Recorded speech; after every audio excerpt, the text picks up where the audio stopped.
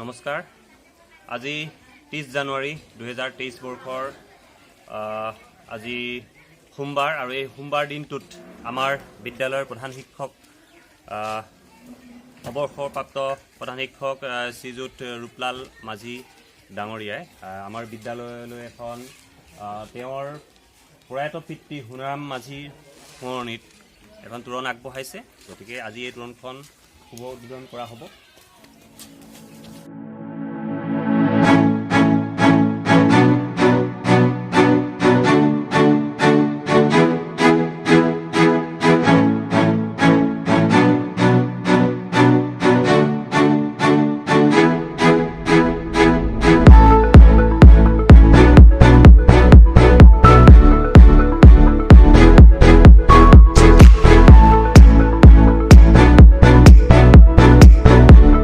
বিদ্যালয় তোৰণখন চাওক সুন্দৰকৈ ইতিমধ্যে মিলনজ্যোতি মধ্য ইংৰাজী বিদ্যালয় স্থাপিত 1986 চন প্ৰয়াত সোণাৰাম মাঝি শুৱনি তোৰণ আৰু এইফালে সোঁ চাইডে দেখিছে স্বাগতম বুলি দিয়া হৈছে আৰু এইফালে শৰাইখন আছে ধুনীয়াকৈ আৰু এইফালে আছে আপোনাৰ দাতা অৱসৰপ্ৰাপ্ত প্ৰধান শিক্ষক শ্ৰীযুত ৰূপলাল মাঝিও পৰিয়ালবৰ্গ সুন্দৰকৈ সজাই পৰাই তোলা হৈছে। হোৱা নাই তথাপিতো মই ভিতৰ চাইডটো দেখাইছোঁ। তো ভিতৰ চাইডটোত আপোনালোকে চাওক, ইয়াতে লিখা আছে শিক্ষক এডাল মমবাতিৰ দৰে যিয়ে নিজক জ্বলি আনক পোহৰ দিয়ে চক্ৰেটিছত। এটা মহান বাণীৰে এইদৰে বিদ্যালয়ৰ শুৱনি তোৰণখন সজাই পৰাই তোলা হৈছে আৰু বিদ্যালয়খন গুণোৎসৱ উপলক্ষে যিহেতু আমাৰ 1 ফেব্ৰুৱাৰীৰ পৰা 4 ফেব্ৰুৱাৰীলৈকে গুণোৎসৱ হ'ব। তো বিদ্যালয়খন সজাই পৰাই তোলা হৈছে, সুন্দৰভাৱে ৰং কৰা হৈছে সকলোফালে।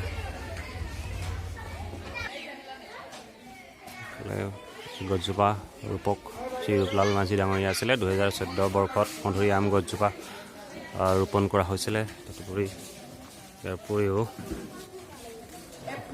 অশোক ফুলৰ বাগিচা নামৰ ইয়াতে এখন ফলক লগোৱা হৈছে। বিদ্যালয়ৰ তোৰণখনত লগাবলৈ এইদৰে সুন্দৰকৈ বেলুনবোৰ সজাই পৰাই ৰখা হৈছে। সময়ত তালৈ নিয়া হ'ব, যিহেতু বহু ৰ'দ দি আছে। ৰ'দ দিয়াৰ কাৰণে অলপ সময় যিহেতু ৰ'দত ফুটি যাব। এইটো আমাৰ বিদ্যালয়ৰ নতুন অফিচ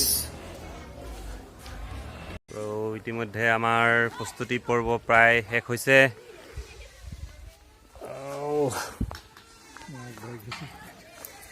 আমাৰ লগত আছে আমাৰ বিদ্যালয়ৰ সহকাৰী শিক্ষক শ্ৰীযুত দীনকান্ত গগৈদেৱ। তো আমাৰ গগৈ ছাৰৰ পৰা দুআষাৰ মন্তব্য ল'ম এতিয়া। ছাৰ, কি ক'ব এই তোৰণখনৰ সম্পৰ্কত? ধন্যবাদ। আজি এটা বৰ আমাৰ কাৰণে সৌভাগ্য দিন। হয়, আমাৰ প্ৰাক্তন প্ৰধান শিক্ষক মহোদয় ৰূপলাল মাঝিয়ে তেখেতৰ স্বৰ্গীয় পিতৃ দেৱৰ সোঁৱৰণত আমাৰ গেটখন দিছে। আজি আমি আমাৰ বিহু ছাৰ মহোদয় আহি আছে, তেখেতৰ উপস্থিতিত আমাৰ আজি গেটখন অপেনিং কৰা হ'ব।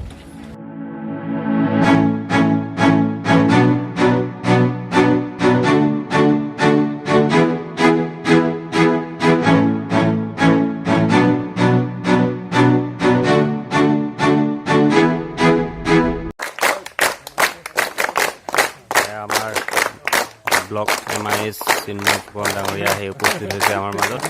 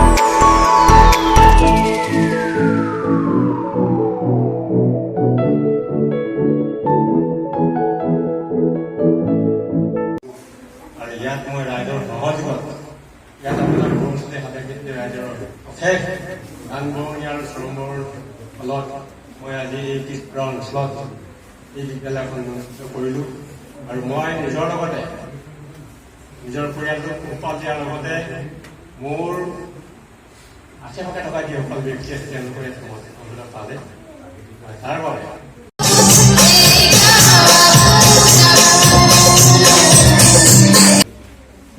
প্ৰাক্তন শিক্ষাগুৰু এই বিদ্যালয় অৱসৰপ্ৰাপ্ত শিক্ষাগুৰু ৰূপলাল মাঝি ছাৰৰ প্ৰয়াত পিতৃ গুণাৰাম মাঝি তেওঁৰ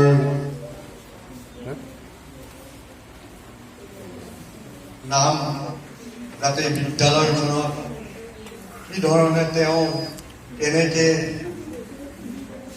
গোটেইখিনি উদ্দেশ্য ব্যাখ্যা কৰি গৈছিল আৰু সেই তেওঁ যিটো মনৰ সপোন এটা ৰাখিছিলে এই সপোনটো তেওঁ অৱসৰৰ পিছত আজি তেওঁ এই